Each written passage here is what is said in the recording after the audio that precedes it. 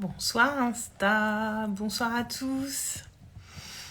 J'espère que vous avez passé une bonne journée et je vous souhaite la bienvenue sur ce live 120 sur 365. Que le temps passe vite, 4 mois que je viens vous voir en live tous les jours. Et aujourd'hui, suite à un échange que j'ai eu avec des amis entrepreneurs comme moi, je vais vous raconter un petit peu l'histoire de la toute première cliente que j'ai accompagnée et de tout ce qu'elle m'a appris sur moi et plus globalement de ce métier, du fait d'accompagner les autres et ce que ça impliquait.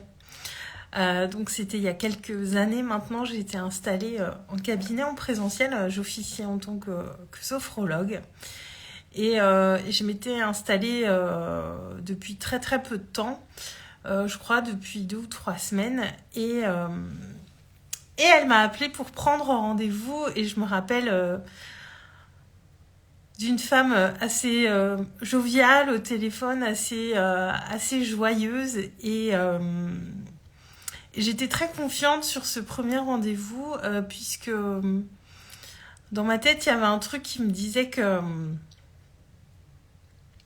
entre guillemets, que ça serait pas difficile, que vu comment était sa voix, voilà, j'étais très sereine sur ce premier rendez-vous. J'avais fait la petite erreur ou grosse erreur de ne pas lui demander précisément pourquoi elle venait. Ça fait partie des erreurs de débutants et aujourd'hui je ne fais plus cette erreur, mais en tout cas cette erreur m'a beaucoup servi à ce moment-là, puisque je me souviens quand je l'ai reçue, j'ai eu cette femme que j'ai trouvée très lumineuse dès le départ, et il y a ce lien inexplicable qui s'est créé entre nous, je crois, au premier coup d'œil. Elle m'a fait confiance et j'avais cette envie d'être là pour elle. Et je crois, oui, qu'il y a eu quelque chose d'inexplicable qui s'est créé dès qu'on s'est regardé. Et qu'on était la bonne personne l'une pour l'autre. Et donc, moi, j'étais assez sereine, détendue, en me disant que, voilà, elle venait sans doute pour un problème de gestion du stress ou de problème de sommeil. Une chose assez... pour laquelle j'avais des protocoles tout faits, en fait. Parce que quand on sort de l'école, quand on vient d'être formé, on a appris plein de choses. Alors, on a aussi vécu plein de choses, expérimenté plein de choses, puisque moi, tout ce que j'ai appris, je l'ai expérimenté. J'ai eu une formation qui était solide. Mais pour autant, voilà, on sort avec beaucoup de choses un petit peu toutes faites, et concrètement, on ne s'est pas encore frotté à la réalité des choses. Et même si, voilà, j'avais eu plein de cobayes et tout ça, si ça reste... on n'est pas dans la pure expérimentation du métier, et de surcroît avec des gens qu'on ne connaît pas, puisque moi, mes cobayes avaient été beaucoup des personnes autour de moi que je connaissais. Et il y a beaucoup de choses dont j'avais pas encore conscience à ce moment-là. Et quand elle s'est assise en face de moi et qu'on a commencé à échanger et qu'elle a commencé à me dire pourquoi elle était venue me voir et à me raconter son parcours, eh bien clairement, ça m'a remise à ma place. Elle avait eu un parcours de vie, c'est une femme qui a eu un parcours de vie assez difficile, qui a été jalonné de pas mal de deuil, de choses franchement très difficiles. Et ça m'a remise à ma place, dans le sens où j'avais eu des préjugés en me disant qu'elle venait pour quelque chose. Enfin, j'avais fait des suppositions, pas des préjugés, mais j'avais fait des suppositions sur ce pourquoi elle venait me voir. Et clairement, j'étais complètement à côté de la plaque. Parce qu'elle était me voir, elle était venue me voir à ce moment-là, parce que j'étais spécialisée en accompagnement du deuil. Et je sais pas pourquoi, c'est un truc que j'avais un petit peu occulté à ce moment-là et aussi j'avais pas conscience qu'il y a peu de gens qui sont spécialisés là-dessus ou du moins peu de gens qui le disent et pour autant je crois même encore aujourd'hui qu'il y a un vrai besoin dans ce domaine-là. Parce que je crois aussi qu'elle était venue me voir parce que quand on est spécialisé en accompagnement du deuil, on n'a pas peur de parler de la mort. Et elle qui avait perdu pas mal de personnes autour d'elle, des proches, qui avait surmonté beaucoup de choses et qui avait su rester dans sa lumière, parce que je peux vous dire que malgré tout ce qu'elle avait traversé, c'était une personne vraiment très lumineuse, parce qu'il y avait de grosses parts d'ombre aussi chez elle, et elle avait clairement besoin d'avoir en face d'elle quelqu'un qui n'avait pas peur de parler de la mort et qui pouvait l'accompagner sur ce terrain-là, être à côté d'elle pendant cette période de sa vie. Et moi, pendant qu'elle me parlait et qu'elle me disait tout ça, intérieurement, comme je vous ai dit, ça m'avait bien remise à ma place et ça m'a vraiment remise dans mon humilité et aussi dans mon utilité, le lapsus révélateur. Mais ça m'a bien mis dans mon humilité dans le sens où j'avais fait des suppositions. J'ai réalisé que j'avais fait l'erreur de ne pas lui demander pourquoi elle sollicitait mes services, parce que je débutais, parce que j'étais heureuse d'avoir cette première cliente et j'avais occulté cet aspect-là. Et ce qui m'a beaucoup marqué à l'époque, c'est que tout de suite, elle m'a accordé sa confiance. Elle s'est livrée à moi sans filtre. Elle m'a dit des choses qui, je pense, qu'elle n'avait dit à personne jusque-là. Et est-ce que cette première cliente est venue me dire, elle est venue me dire tellement de choses et j'ai beaucoup de chance d'avoir eu cette femme comme première cliente parce que oui, il y a eu un petit instant où je me suis dit oula, je m'attendais pas à ça.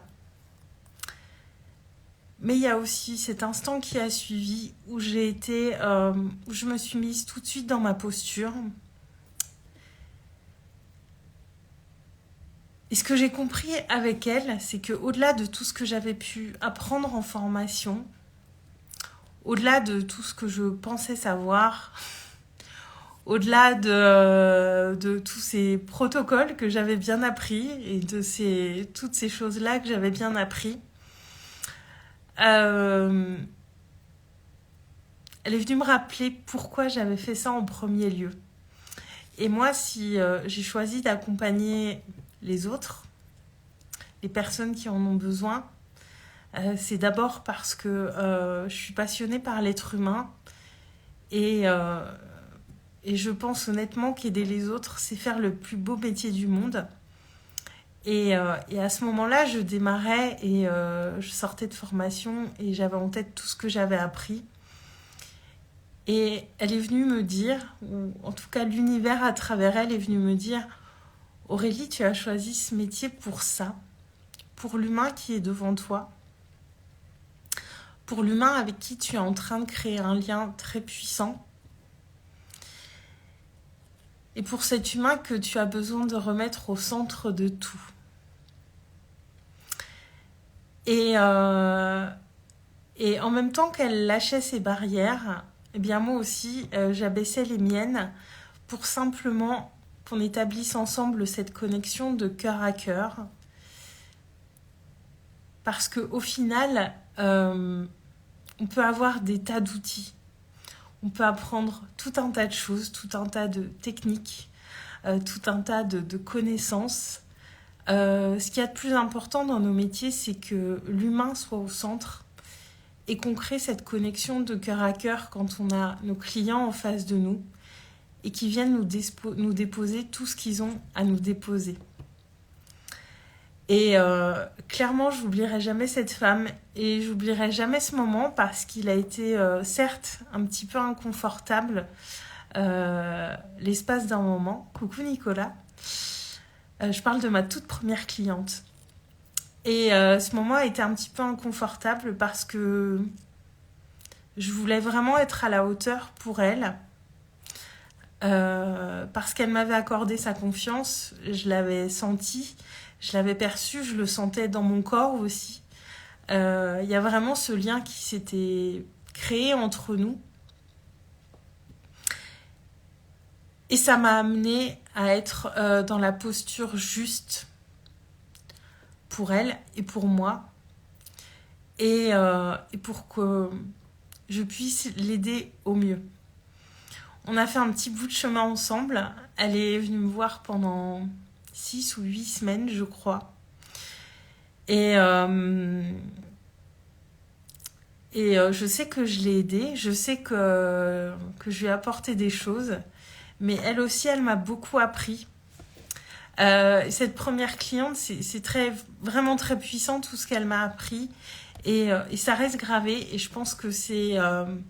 voilà, cette toute première expérience qui a fait de moi aussi un petit peu celle que je suis aujourd'hui.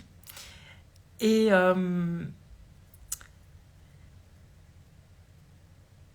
les gens qui viennent sur notre chemin quand on se fait ce métier-là, c'est que d'une manière ou d'une autre, on va pouvoir les aider. Alors, je ne dis pas qu'on peut aider tout le monde sans limite et qu'il faut avoir aussi conscience de nos limites. Mais les gens que l'univers met sur notre chemin, je crois que d'une manière ou d'une autre, on va pouvoir les aider à avancer sur quelque chose.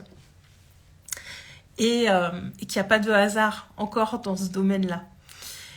Et je voulais vous partager ça parce que on parlait aussi de posture avec mes amis entrepreneurs tout à l'heure pendant ce rendez-vous qu'on avait ensemble. Et les clients qu'on reçoit vont nous pousser aussi à être toujours dans cette posture juste parce qu'elle est extrêmement importante. On ne peut pas faire n'importe quoi avec des humains. On n'a pas le droit de faire n'importe quoi. Et moi, ce que je retiens aussi, c'est que cette femme, ma première cliente que j'ai eue, elle m'a tout de suite amenée à être dans une forme d'engagement assez puissant envers moi et envers les humains que j'allais recevoir et à avoir cette posture juste. Parce que là, à ce moment-là, quand elle est venue me voir, elle avait besoin de quelqu'un de solide en face d'elle. Elle avait besoin de quelqu'un qui tient la route parce qu'elle venait déposer des choses qui étaient difficiles dans son vécu, dans son parcours. Et à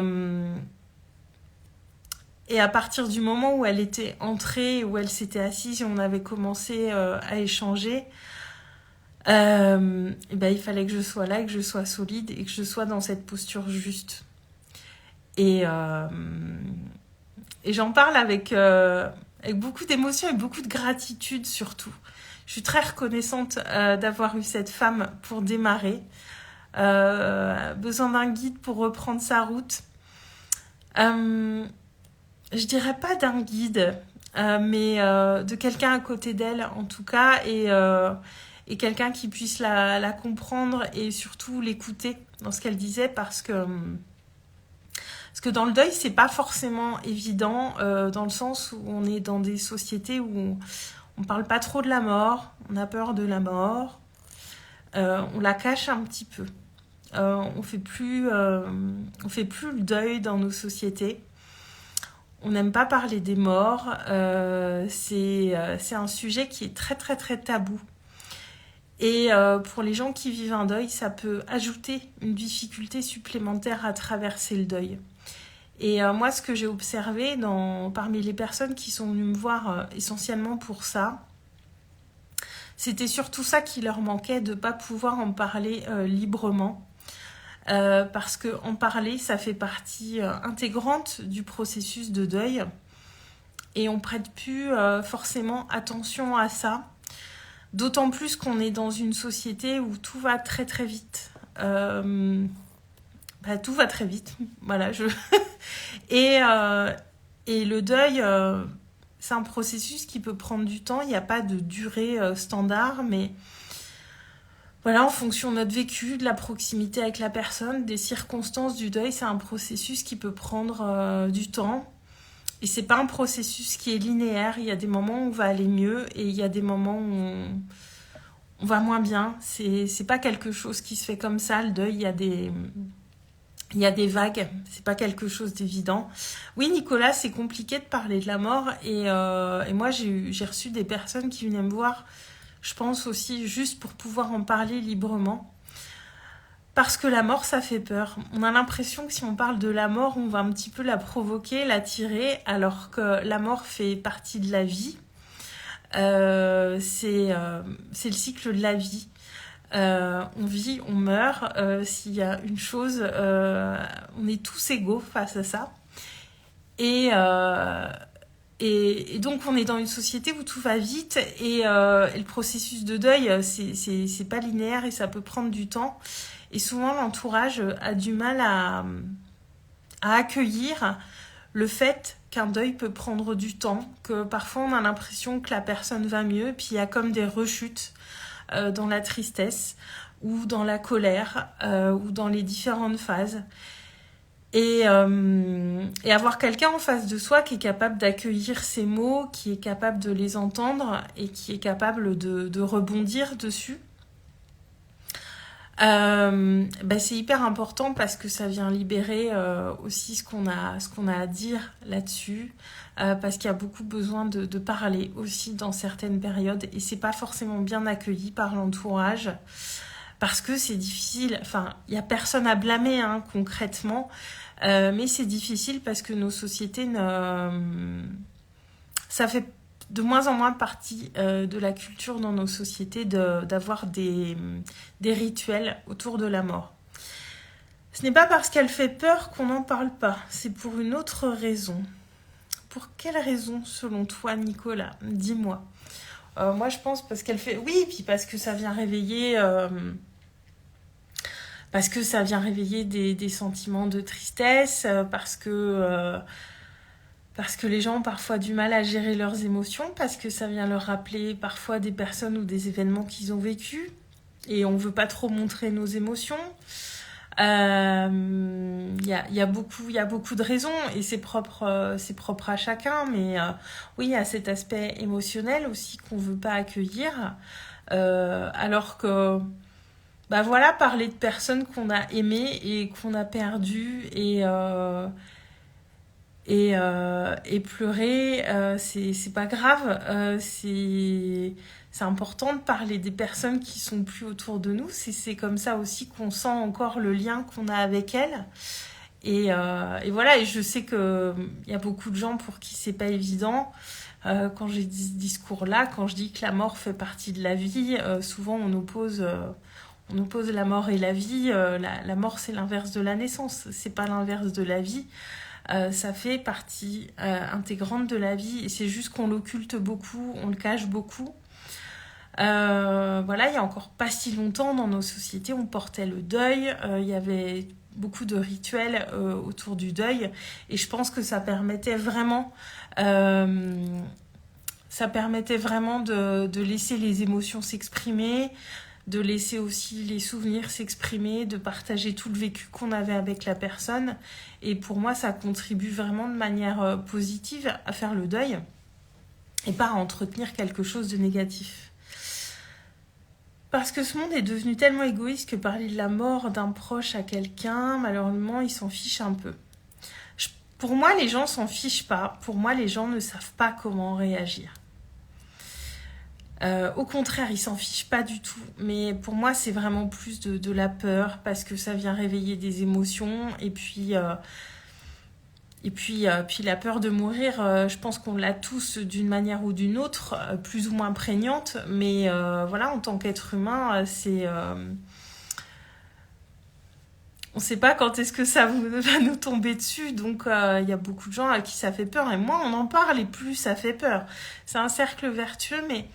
Je sais pas, Nicolas, si c'est de l'égoïsme. Je suis pas certaine que ce soit de l'égoïsme. Pour moi, c'est plutôt de la peur, c'est de l'inconnu et on ne sait pas comment comment gérer les choses, alors que quand on a quelqu'un en face de soi qui souffre d'un deuil, simplement lui demander de quoi il pourrait avoir besoin à l'instant T, ça peut amener du soutien.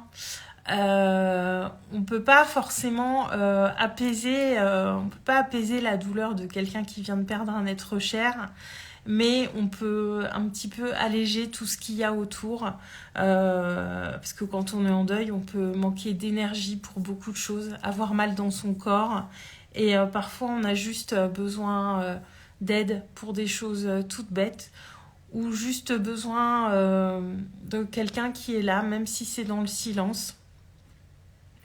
Nicolas, j'en ai vu l'expérience ce matin même. Après, il n'y a pas de règle, hein. Encore une fois, hein, voilà, l'humain a ses bons et ses mauvais côtés, et je sais pas ce que tu as expérimenté ce matin.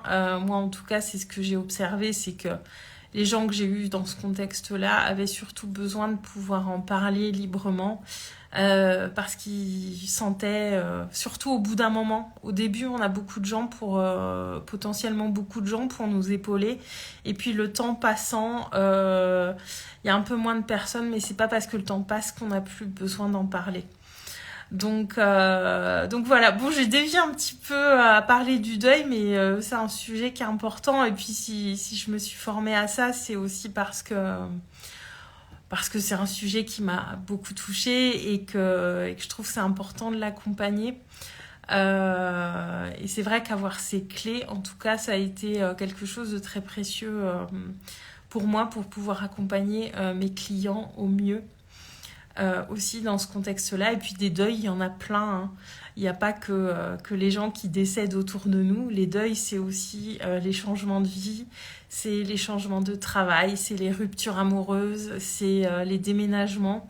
Tout ça, c'est des deuils aussi, c'est des choses... tout ce qui est grand changement, au final, c'est faire le deuil de quelque chose. Et parfois, c'est pas si évident qu'il n'y paraît. Et voilà, pour le sujet du jour. J'ai un peu digressé, mais en tout cas, c'est important pour moi de l'évoquer de temps en temps. J'en parle assez peu, mais parce que c'est plus aussi mon cœur de métier aujourd'hui. Mais c'est une thématique que j'ai vraiment beaucoup travaillé pour moi, et je comprends la difficulté qu'il peut y avoir autour de ça, en tout cas. Voilà, je vais m'arrêter là pour ce soir. Merci Nicolas d'avoir été avec moi. N'hésitez pas à commenter ou à venir me voir en message privé si vous le souhaitez. Je vous souhaite une très très belle soirée, et je vous dis à demain. Ciao!